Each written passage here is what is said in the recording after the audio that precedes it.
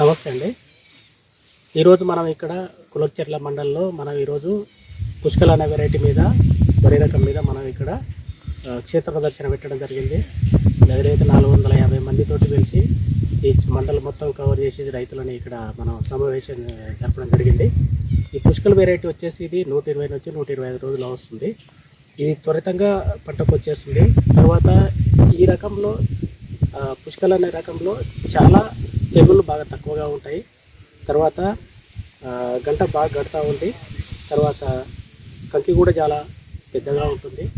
తర్వాత ఈ వరి రకం వచ్చేసి వదన బాగుంటుంది. ఇట్లా కూడా మంచి డిమాండ్ తోటి అమ్ముతుంది.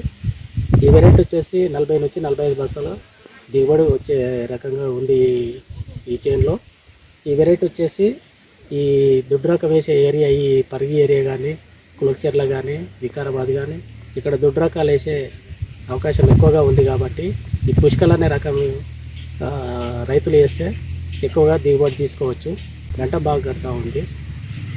కంకి సైజు కూడా బాగుంది. దిగుబడి బాగా వస్తూ ఉంది. Thank you.